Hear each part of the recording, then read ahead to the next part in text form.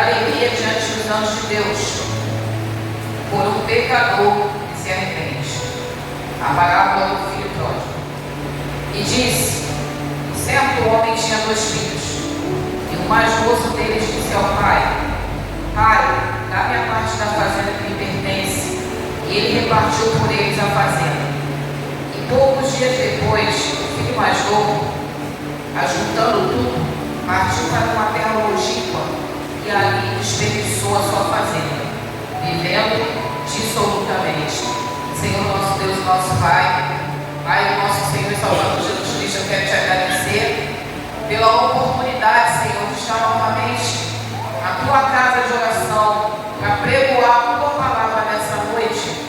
Fala conosco, Senhor, a partir desse momento, através da palavra que o Senhor mesmo preparou nos altos céus, para que a tua igreja receba nessa noite, através dos meus lábios.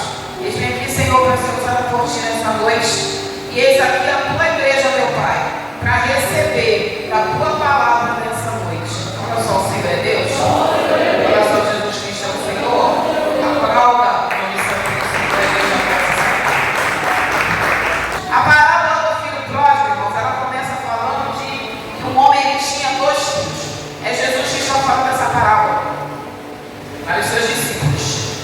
Ele tinha 2 filhos e o filho mais novo, por algum motivo, começou a se sentir insatisfeito dentro de casa.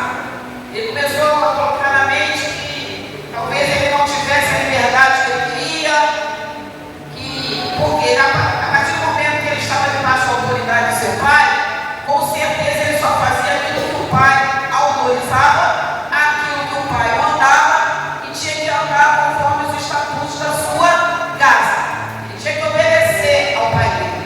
Então entrou no coração dele o desejo de liberdade, o desejo de sair pelo mundo e andar conforme a sua vontade, começar a viver sem ninguém para falar para ele o que ele tinha que fazer, o que ele não tinha que fazer, sem ter uma autoridade sobre a vida dele. Ele queria agora ser dono da sua própria vida. E por ser o menino mais novo, por ser o irmão mais novo, nós sabemos que o diabo, ele ataca muitos jovens. Porque os jovens, eles não têm uma maturidade suficiente para compreender que aquilo que o pai e a mãe falam para ele não são bobagem. Ele não tem, às vezes, maturidade para compreender que aquilo que o pai e a mãe falam para ele é porque eles já são pessoas experientes, que já viveram muito tempo e sabem o que estão falando. Muitos são jovens que acham, às vezes, que sabem até mais do que os pais. Nem viveram metade do que os pais viveram, não passaram, muitas vezes, nem perto das necessidades que os pais passaram, porque, irmãos, pai e mãe passam por muita coisa, por muita necessidade, mas pai e mãe são aquelas pessoas que lutam o tempo todo, às vezes sacrificando a si próprio, para que os filhos não passem a mesma coisa. A gente luta, a gente passa muita necessidade. Quando a gente coloca um filho no mundo, a primeira coisa que a gente fala: o meu filho, a minha filha não vai passar pelo que eu passei. E a gente luta, irmão, a gente batalha para impedir que o filho sinta o que a gente sentiu, sofra o que a gente sofreu, chore as lágrimas que a gente chorou. Então, muitas vezes os filhos, principalmente os mais novos, né, que hoje sempre foram os mais atingidos, que acham, os filhos chegam a uma certa idade, irmãos, os filhos começam a se achar que eles se mandam, que os pais estão errados, que eles estão certos, principalmente quando começam a andar com algumas pessoas, conhecer algumas amizades.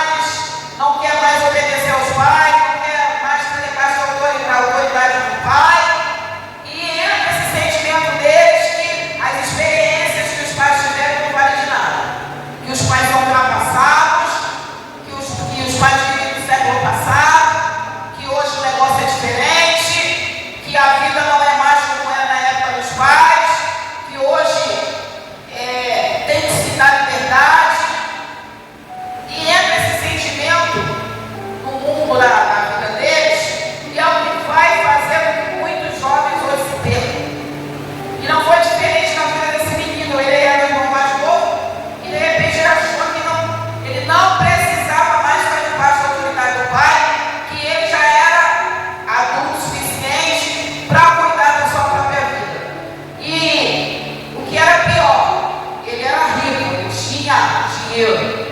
Ele ainda não havia recebido a herança. Ele devia ter uma boa vida na casa do pai, mas ele tinha direito à herança. E ele pede ao pai que dê a herança dele, porque ele quer ir cuidar da vida dele. E o pai, por amar muito o filho, irmãos, porque o pai, ele não era obrigado a dar nada para ele, não. Ele poderia até ter direito, mas como ele estava saindo de casa, o pai não era obrigado a dar nada.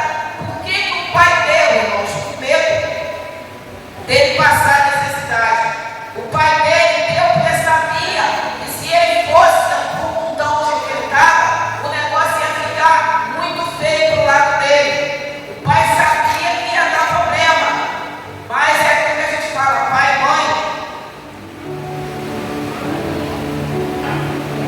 ele não quer ver os filhos passarem por aquilo que a gente passou. Então ele pede, pai, eu quero a minha herança, eu vou embora. E o pai dá para ele a parte da herança que ele tinha direito.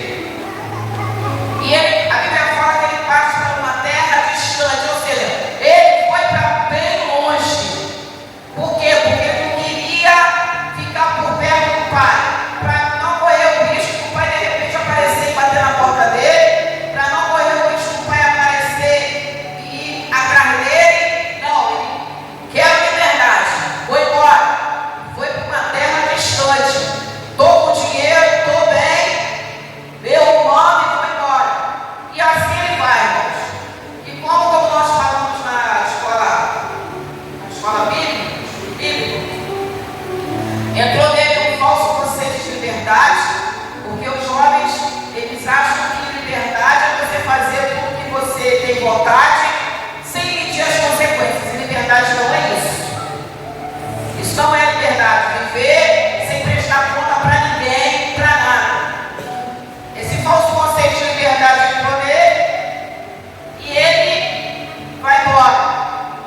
E acha também que as riquezas, irmãos, ele vai durar infinitamente. E como a gente sabe, irmãos, onde se tira não bota, uma hora ela ruim. Ele, por não ter experiência nenhuma com dinheiro, porque ele só tinha dinheiro porque o pai dele batalhou por isso, e o irmão mais velho também batalhava junto com o pai. Então, ele sendo novo, ele não fez, ele não sabia qual foi o sacrifício que o pai fez para ter aquilo que tinha. Muitas vezes, algumas pessoas assim, quando não lidavam com o dinheiro, irmãos, em relação a outras pessoas, acham que o céu se abre do nada, o dinheiro cai em cima da pessoa. Muitas vezes algumas pessoas olham para algumas pessoas determinadas situações financeiras e acham que foi tudo muito fácil. Não foi. Fulano está com dinheiro, foi muito fácil. Não foi, não, irmãos. Geralmente, para a pessoa chegar na situação que está, teve uma luta e teve uma batalha. Provavelmente ele olhava para o pai como filho mais novo e achou que ele sabia lidar com o dinheiro tanto quanto o pai sabia. O pai só era rico, só conseguiu manter aquela riqueza ali para sustentar os dois, porque o pai soube administrar aquilo que ele ganhava. E ele, muitas vezes, as pessoas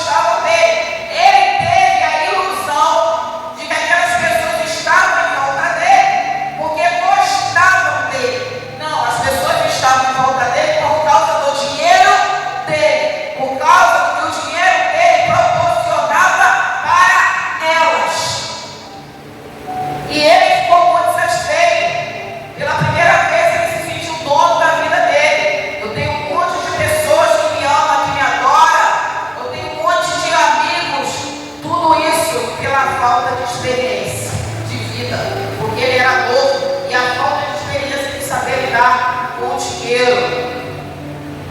Até que ele gasta, e enquanto ele está gastando, tem gente por perto, até uma hora que o dinheiro acaba. E ele dá tanto azar que o dinheiro dele acabou no momento em que tem uma grande fome naquele lugar onde ele estava. Porque naquele tempo, irmãos, a Bíblia, naquele tempo, naquelas cidades, volta e meia havia uma fome. São várias as passagens na Bíblia que volta e meia o negócio fica esquisito, não tem comida, as pessoas têm que se mudar de um lugar para outro, e o negócio fica estreito. O dinheiro acabou, a fome chegou. E ele tem a surpresa de saber que todas aquelas pessoas que estavam à volta dele não eram seus amigos, só estavam ali por interesse. Porque quando acabou o dinheiro, acabou a amizade. Quando acabou o dinheiro, acabou o amor. Acabou a boa vida, acabou o ajuntamento. De repente ele se vê numa situação de abandono. E foi o que aconteceu com ele. Ele se iludiu. O diabo às vezes faz assim, coloca a gente numa boa posição, a gente começa a se achar amado de todo mundo e não vigia que aquele amor todo, aquela amizade toda, tem alguma coisa errada. Às vezes são pessoas carentes, pessoas que precisam. Tem pessoas que são tão carentes que elas precisam comprar amizade. Elas precisam comprar as pessoas para estarem perto, seja lá o que for. E quando elas não têm mais o que oferecer, não tem mais amizade. E foi o que aconteceu com ele. Quando acabou o dinheiro, a amizade acabou. Deu uma fome na terra e cadê dinheiro? Mas ele não tinha um monte de amigos do lado dele, ele não tinha um monte de pessoas que estavam ali o tempo todo confraternizando por ele. E agora que ele estava numa situação difícil, passando fome, não tinha ninguém para abrir a porta para falar: eu bebi a tua custas, eu comi a tua custas, agora que você está numa situação ruim, vem que eu vou te ajudar. Não teve. Ele ficou assim, procurou os amigos, cadê? Foi a primeira decepção que ele teve, mas foi uma lição bem dada. A primeira coisa que ele aprendeu, que a amizade não se compra. Foi a primeira coisa que ele aprendeu, que se as pessoas só estão do teu lado, quando as pessoas têm que ser suas amigas, você não precisa oferecer nada primeiro, não. A amizade surge naturalmente. Quando as pessoas têm que ser nossas amigas, irmãos, a gente não precisa ter nada para oferecer para essa pessoa. Essa pessoa vai ser nossa amiga do mesmo jeito. A gente não precisa ter nada para favorecer essa pessoa. Essa pessoa vai ser nossa amiga do nosso jeito, do mesmo jeito. E ele aprende que tudo que ele tinha do lado dele era falso, era só por causa do dinheiro dele. E ele procura alguma coisa para fazer, porque ele estava num país distante, ele estava longe da casa dele, longe da família. Ele não tinha, ele queria uma solução rápida, ele foi procurar alguém, e essa pessoa mandou ele apacentar porcos. Como eu falei, o diabo, além de mandar tudo, ele não humilha. O diabo, além de derrubar, ainda humilha. E ele foi, só tinha isso para fazer. Ele passou uma fome tão grande que a Bíblia fala que ele desejava comer as bolotas dos porcos, ou seja, a comida dos porcos. Então a gente vê que além disso tudo ele estava sendo explorado.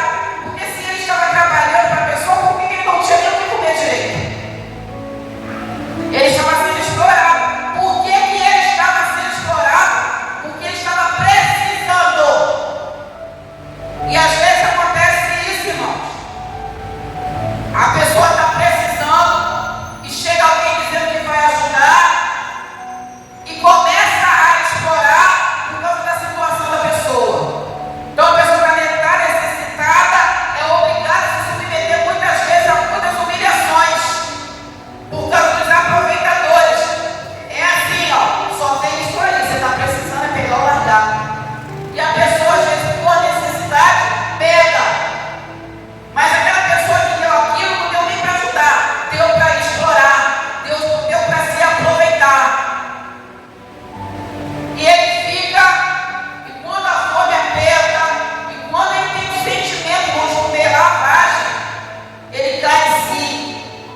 E ele lembra, poxa, lá na casa do meu pai até os trabalhadores tinham pão. E ele começa a comparar, irmãos, como o pai dele tratava os trabalhadores e como esse homem que contratou ele está tratando.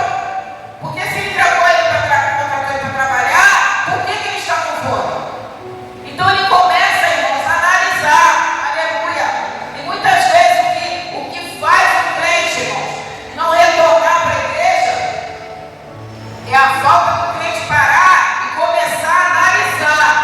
Na igreja você não tem certas liberdades, aleluia, mas você tem alguém que ora por você, você tem alguém que ampara você, você tem um Deus que cuida de você.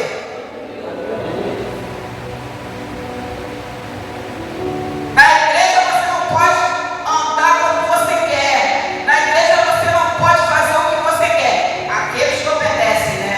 Porque tem nem todo mundo que está em Israel é israelita, porque muita gente está na igreja e realmente anda conforme quer, mas aí, irmãos, sabe que um dia vai ter o julgamento, sabe que um dia vai ter duas filas, sabe que um dia vai ter duas filas e numa fila Deus vai falar assim: vinde, benditos de meu Pai, para o rei que eu vos preparei desde a fundação do mundo. E na outra fila ele vai falar assim: apartai-vos de mim, malditos, que eu não conheço. Então o crente às vezes acha que pode estar na igreja, sabe que tem um mandamento para obedecer, sabe que tem uma palavra para obedecer e anda conforme quer. Amém, irmãos? Cada um faça a sua vontade. Só que a liderança pode não ver, os irmãos podem não ver, mas Deus está vendo. Engana o pastor, engana a liderança, mas a Deus ninguém engana. Então, pode até não acreditar, porque não leva a palavra a sério, escuta a pregação e se levasse a pregação a sério, não andaria conforme quer andar, andaria conforme Jesus quer que antes, mas mesmo assim quer fazer a sua vontade. Só que vai ter o julgamento. E os primeiros a ser julgados são os crentes. Os primeiros, irmãos, não vai ser o povo do mundo, não. A gente pode pensar assim: não, esse povo do mundo vai se lascar quando Jesus voltar. Não, irmãos. Esse povo do mundo vai se lascar quando começar o julgamento, não. Os primeiros a fila vamos ser nós. Olha a responsabilidade. Então, quem pode andar como ele quer? Pode andar como ele quer. Pode ficar na igreja como ele quer? Pode ficar na igreja como ele quer. Só que a conta que não prestou para o pastor, nem para a igreja, nem para a palavra, vai prestar para Jesus no final, porque vai ter julgamento, acreditando no crente ou não. E assim, irmãos, ele fica lá sendo explorado e ele começa a comparar. Então, se todo crente ficar afastado da igreja, passando situação difícil, passando aperto, passando humilhação, sentar e começasse a comparar, irmãos, voltava correndo para a igreja. Porque, irmãos, pode até não ter liberdade, mas não tem Satanás pisando na cabeça, não. Mas não tem engano, não. Porque Deus não deixa crente enganado. Se o crente está ali firme na presença do Senhor, Deus não deixa crente enganado. E assim ele compara: poxa, na casa do meu pai, Deus trabalhadores tinham que comer, e eu estou aqui comendo, trabalhando e não tenho nada. E ele resolve voltar, irmão.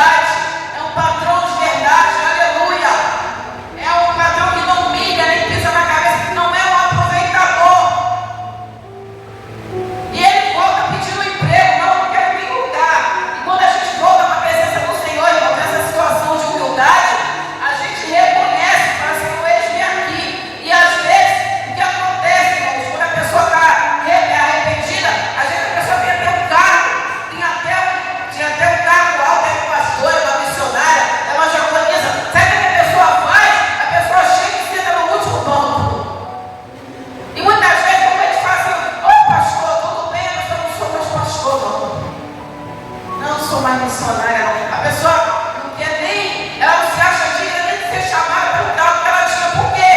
Porque se arrependeu, sabe disso, e pisou em cima daquilo que Deus deu. Sabe que errou, não honrou aquilo que Deus colocou na mão dela. E muitos não querem nem ser chamados pelo cargo que te fala. Não, não sou mais pastor, sou mais pastora, não. Chama pelo meu nome. Só, irmãos, que o nosso Deus é um Deus de misericórdia. E aquilo que Ele dá, até quando a gente se arrepende verdadeiramente, Ele devolve. Ele não faz como Satanás. Ele não arranca nada. Ele devolve, irmãos. Se Ele olhar para o nosso coração e ver o verdadeiro sentimento de arrependimento verdadeiro, Ele vai devolver. Ele vai voltar a ser o que era. Porque foi Ele que deu. E o Pai, não. Traz a roupa, traz o anel, traz a sandália. Porque o meu filho que estava perdido, ele está vivo de novo, ele voltou. E o Pai faz uma festa, traz o bezerro cevado. Esse tal desse bezerro cevado, ele é engordado para ele ser morto nas festas especiais que acontecia. Tinha as datas especiais para matar esse bezerro. E a volta, o Pai dá uma importância tão grande para a volta do filho, que ele pega aquele símbolo de celebração, que era uma coisa muito importante naquela época, para matar, aleluia, para todo mundo se alegrar com a volta do filho, para homenagear a volta do filho. A volta do meu filho é tão importante que esse bezerro cevado aí merece ser morto para celebrar essa volta. Há uma festa no céu quando o pecador se arrepende. A única vez que a gente vê na Bíblia que há uma festa no céu é quando o pecador se arrepende. Então é algo muito importante para Deus. E ele retoma o lugar dele. Esse filho, irmãos, esse filho pródigo, representa, como eu falei, as pessoas que se afastam da igreja e são enganados aí no mundo por várias situações. Mas quando essa pessoa se arrepende e retorna, com o coração realmente quebrantado, Deus, além de aceitar, o céu se alegra e a pessoa muitas vezes retorna para a posição que ela estava achando que nunca mais ia conseguir retornar. A pessoa volta para o ministério que ela exercia, a pessoa muitas vezes volta para a função que ela exercia. Aleluia! Deus dá tudo de volta para o arrependimento verdadeiro. Tem a situação do irmão que não ficou feliz, não se agradou, porque falou assim: olha, mas esse irmão aí, o meu filho, gastou tudo com as prostitutas, não te honrou e agora está voltando. O senhor mata o bezerro cevado para ele, o senhor está honrando ele. Não levou em conta o arrependimento dele. Mas, irmãos, se tem festa no céu por causa de um pecador se arrepende, porque a gente vai passar por cima de Deus para não gostei. Por que a gente, quando arrependido voltar, já fala assim: ó, gostei não. Mas quando é o arrependimento verdadeiro, porque aquele que se arrepende verdadeiramente, ele vem e fica. Mesmo passando por essas situações, ele vem e fica, porque ele está se arrependendo para Deus primeiro. Ele vem e fica. E a atitude do irmão é essa. Ele fica chateado. Ele tinha razão de ficar chateado. E ele cobra o pai. Só que ele tinha que respeitar a decisão do pai dele. Muitas vezes a gente vai ficar chateado com algumas pessoas que aprontaram muito e retornam. Mas se arrependeu de verdade, Deus fala que vai ter festa no céu, mesmo a gente não gostando, a gente fala: seja bem-vindo em nome de Jesus. E ele fala para o pai: mas eu estou aqui esse tempo todo, o Senhor nunca me deu um capítulo para festejar com os meus amigos. E o pai fala para ele: filho,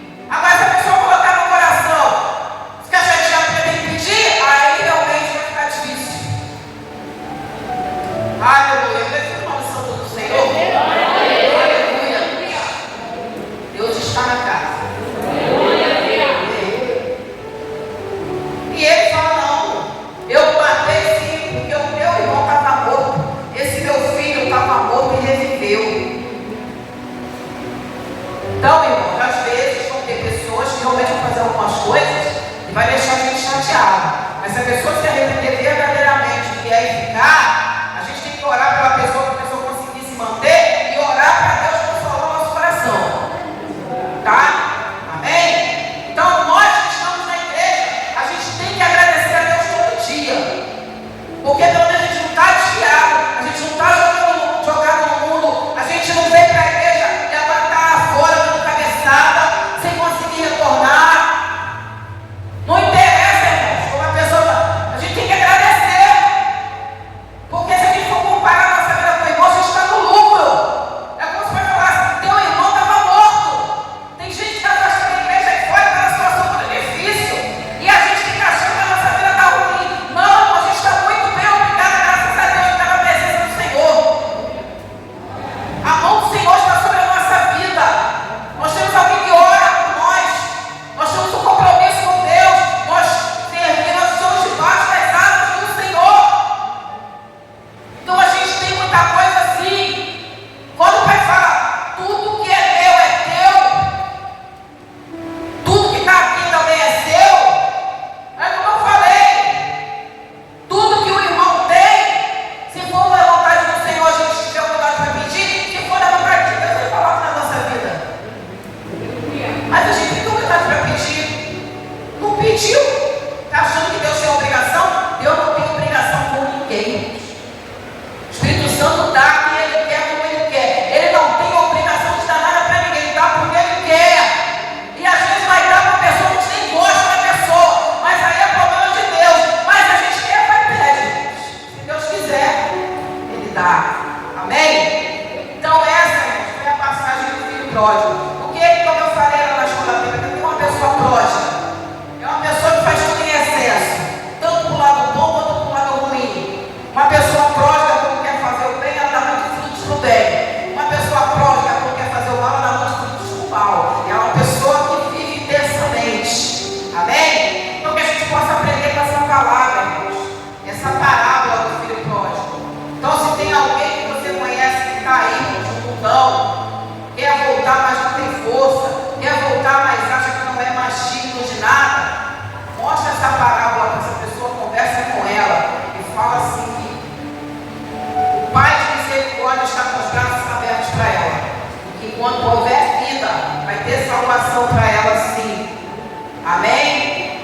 E que vamos orar, irmãos, para agradecer ao Senhor por estarmos na presença dEle, e porque até agora Satanás não conseguiu nos enganar, e os nossos sentimentos também não conseguiram nos enganar. Amém? Posso ficar com essa palavra nessa noite em nome de Jesus?